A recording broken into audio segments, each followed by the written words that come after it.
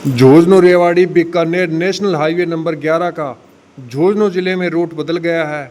अब यह झुंझुनू चिड़ावा सिंगाना की पुरानी रोड की बजाय नए रूट पर बनाया जाएगा।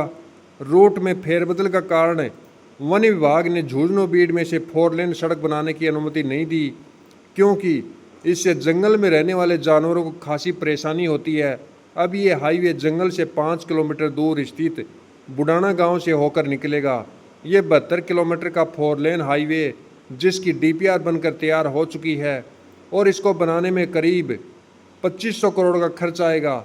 वहीं अगर इस हाईवे को जंगल से होकर बनाया जाता तो इसका खर्च लगभग 3,000 करोड़ आता, क्योंकि वहाँ 5 किलोमीटर का एलिवेटेड पुलिया भी बनाया पड़ता था। दरअसल NHAI की ओर से 2013 में रेवाड़ी से नारनौल झुंझुनू होकर बीकानेर तक नेशनल हाईवे 11 न्यू मंजूर किया गया था।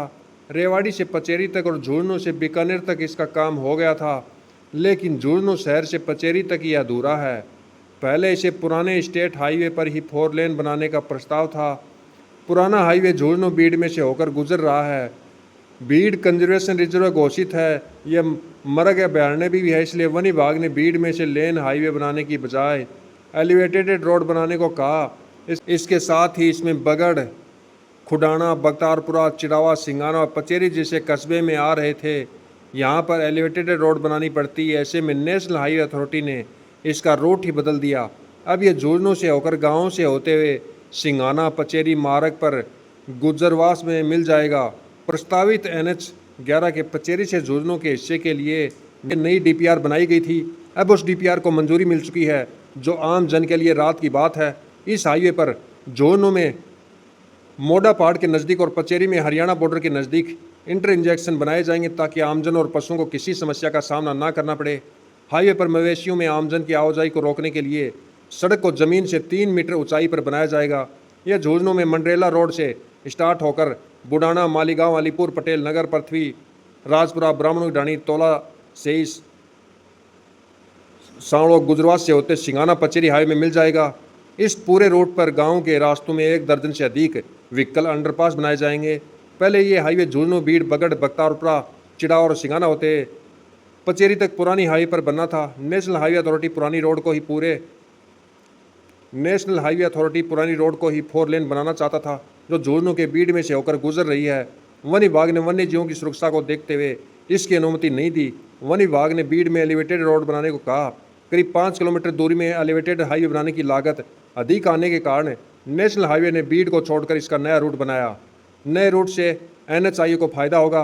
दूरी में कोई विशेष बदलाव नहीं होगा। पहले यह 73 किलोमीटर थी, अब 72 किलोमीटर रहेगी। प्रमुख कस्बों के नज़दीक से गुजरने के कारण कई मकान, दुकान, प्रतिष्ठान इसकी जद में आते। इनके टूटने से प्रभावित लोगों को मुआवजा अधिक देना पड़ता। अब यह कस्बों व गाँवों से दूर के खेतों से गुजरेगा। इस कारण मुआवजा राशि भी कम देनी पड़ेगी। लोगों के पक्के निर्माण कम तोड़ने पड़ेंगे, इसलिए नुकसान कम होगा। आपको बता दें कि पुरानी रोड पर 2500 करोड़ से अधिक की लागत आती, लेकिन नए रोड पर इसकी लागत और भी कम होगी। इसके साथ ही हाईवे के नए रोड की वजह से किसानों की ज़मीन की कीमतों में खासा इजाफा होगा।